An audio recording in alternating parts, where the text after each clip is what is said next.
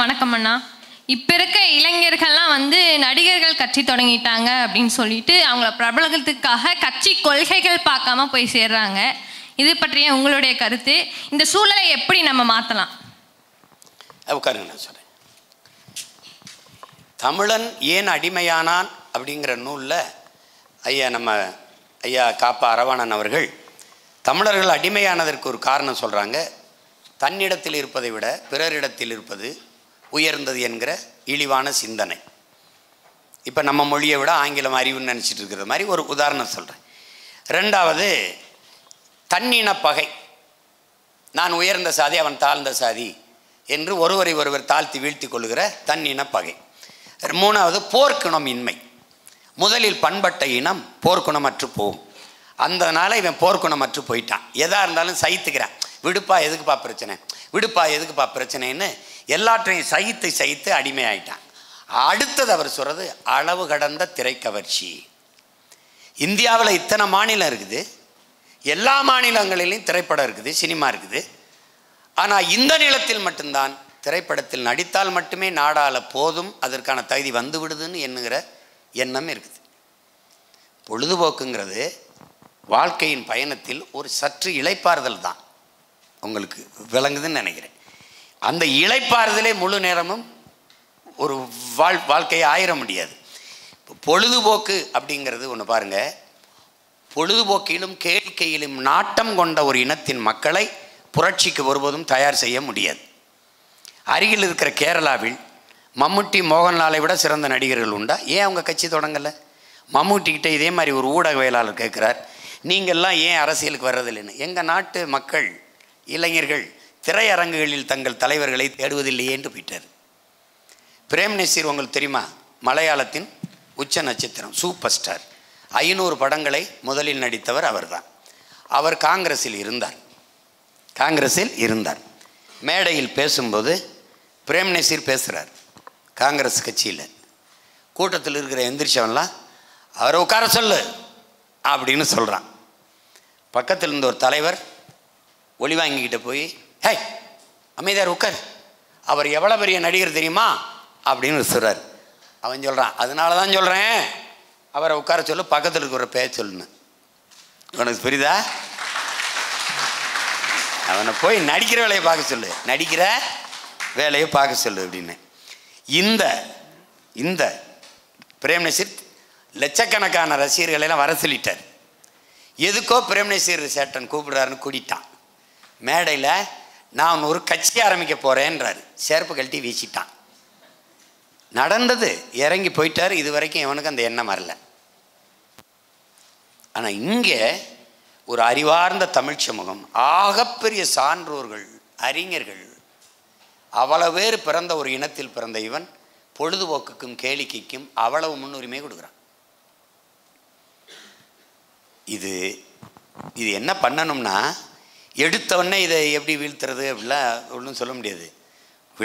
விட்டு அப்புறம்தான் பார்க்கணும். எம்ஜிஆரை முன்னுதாரணமாக சொல்லவே கூடாது. எம்ஜிஆர் வந்த கால சூழல் வேறு, அந்த நிலைமை வேறு, இன்றைக்கி இருக்கிற சூழல் வேறு. அதனால் இந்த திரைக்கவர்ச்சி, இந்த பணம் கொடுத்து வாக்கை பறித்தல், இந்த இலவசங்களை அறிவிப்பது, ஓட்டுக்கு இது மகளிருக்கு 1000, இளைஞர்களுக்கு பெண்களுக்கு 1000, இளைஞர்கள் இந்த தமிழ் மகனுக்கு 1000, இது எல்லா கொடுமையும் சேர்த்து மாற்றி வீழ்த்துவதற்கு பெயர் தான் புரட்சி. உங்களுக்கு புரியுதுன்னு நினைக்கிறேன். அதை நம்ம செய்யணும். அதனால் இது அப்படி இருக்கும், கொஞ்ச நாள் இருக்கும். அது விளம்பரத்திற்கு வெளிச்சம் தேவை, வெளிச்சத்துக்கு விளம்பரம் தேவையில்லை.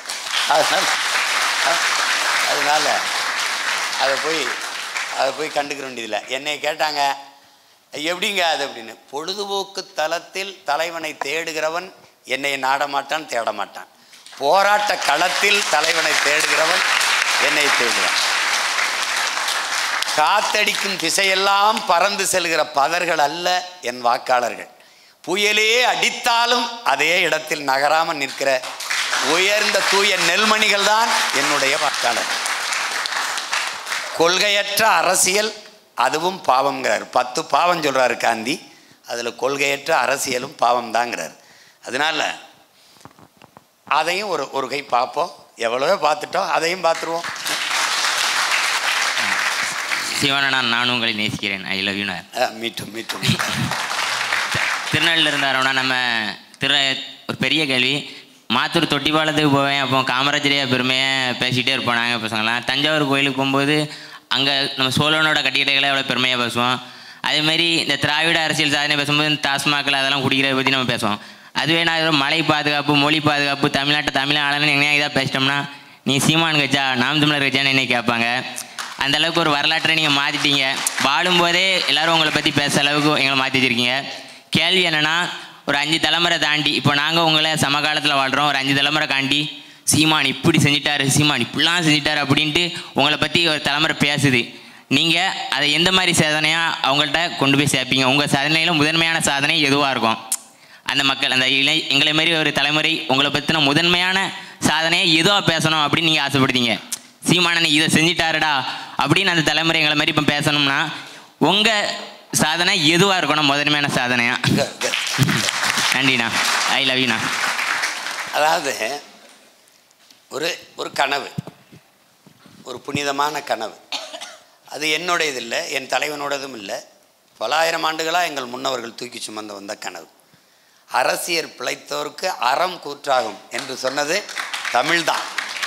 தமிழ் மட்டும்தான் அரசியலே அறத்தின் வழி நிற்கணும்னு சொன்னது. இப்போ அந்த அடிப்படையில் எங்களுக்கு ஒரு கனவு இருக்குது. பசி, பஞ்சம், ஊழல், லஞ்சம், கொலை, கொள்ளை, சாதிய இழிவு, தீண்டாமை, அடக்குமுறை, ஒடுக்குமுறை, மதுமத போதை, பெண்ணி அடிமைத்தனம், இது ஏதுமற்ற தூய தேசம். அனைவருக்கும் கல்வி, கல்விக்கேற்ற வேலை, வேலைக்கேற்ற சம்பளம், அதை கொண்டு வாழ்கிற பெருமைமிக்க வாழ்வு. காட்டு வளம், கனிம வளம், நீர்வளம், நிலவளம், மலைவளம், கடல் வளம், மண் வளம் எல்லாவற்றையும் காப்பது. உங்களுக்கு புரியுது நினைக்கிறேன். இது எல்லாவற்றையும் ஒழித்து புதிய ஒரு தேசம் செய்வோம். மக்கள் புரட்சியால் அதை உறுதி செய்வோம்.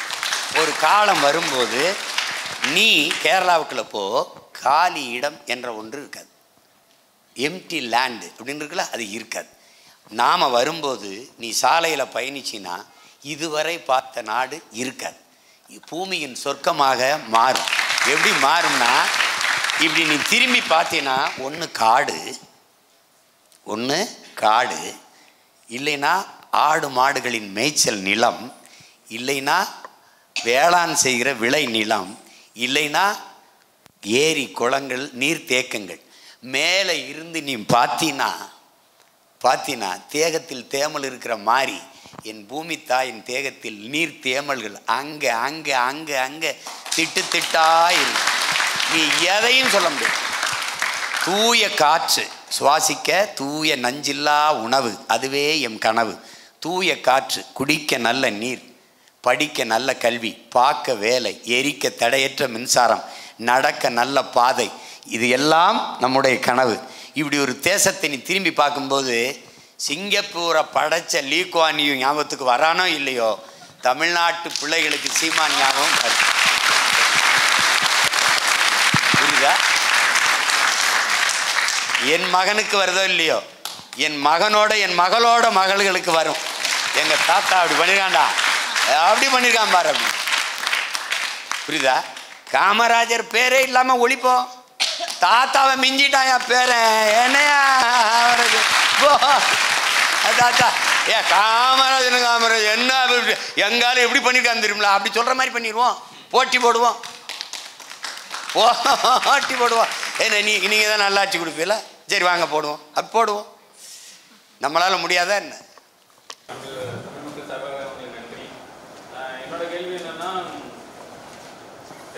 தமிழகத்திலையும் மொத்தமாக நிறைய சமுதாயம் இருக்குது. அதில் எப்படி நம்மளை பார்த்து பாஜகவோட பிடி அவங்க சொல்கிறாங்க, அதே மாதிரி இவங்க டிஎம்கே பிடி மாதிரி மாற்றி சொல்கிற மாதிரி சமுதாயத்துக்குள்ளேயும் சீமான் அந்த சமுதாயத்தோட பேசுகிறாரு, அந்த சமுதாயம் இந்த சமுதாயத்தோட சீமான் பேசுகிறாரு. 2 பேரும் மாற்றி சொல்லிக்கிறாங்க. ஆக்சுவலாக நம்ம நடுநிலையாக இருக்கோம். ஆனால் அவங்க சொல்கிறது எப்படின்னா, சீமான் அந்த சமுதாயத்துக்காக நீ என்ன நினைக்கணும்? எங்கள் அண்ணன் கிருஷ்ண பரமாத்மா மாதிரி, நீ எதுவாக நினைக்கிறாயோ நான் அதுவாகவே இருப்பேன். நீ உனக்கான ஆளுன்னு நினச்சா உனக்கான ஆள், இவருக்கான ஆள் நினச்சா இவருக்கான ஆள், இவருக்கான ஆள் நினச்சா இவருக்கான ஆள். கடைசியாக என்னை தெருவில் போட்டு எவனுக்காவது ஓட்டை போட்டு போயிடுறது. அது நீ அண்ணன் சொல்ற மக்களின் சாட்சிக்கு வேலை செய்ய முடியாது, உன் மனசாட்சிக்கு தான் வேலை செய்ய முடியும். மனச்சான்று வழிநடத்தி அதன்படி நடந்தவன் எவனோ அவன்தான் சமூக மாறுதலை ஏற்படுத்தியிருக்காங்கிறதா உலகம் முழுமைக்கு இருக்கிற நீதி. மற்றவங்க சொல்கிறது இருக்கட்டும், நமக்கு சரின்னு படுறத தான் நம்ம செய்ய முடியும். நம்மளால் இந்த சமூகங்களுக்கு ஏற்பட்ட தீமை என்ன? ஒன்றும் இல்லை. அப்போ நம்ம எல்லாருக்காக தான் போராடுறோம். மீனவர் பிரச்சனை இல்லை, நம்ம பிரச்சனை. வேளாண் குடிமக்களுக்கு பிரச்சனை, நம்ம பிரச்சனை. செவிலியர் பிரச்சனை, நம்ம பிரச்சனை. மருத்துவர் பிரச்சனை, நம்ம பிரச்சனை. ஆசிரியர்கள் பணி நியமன பிரச்சனை, நிரந்தர ஊதியம், ஓய்வூதிய பிரச்சனை, எல்லாவற்றுக்கும் தான் நம்ம போராடிட்டு இருக்கோம். அப்படின்னா இதில் யாருக்கான ஆள்? நம்ம தான். எல்லாரும் ஓட்டுக்கும் சீட்டுக்குமான ஆள் நம்ம மட்டும்தான் இந்த நாட்டுக்கான ஆள். அது அவ்வளோதான்.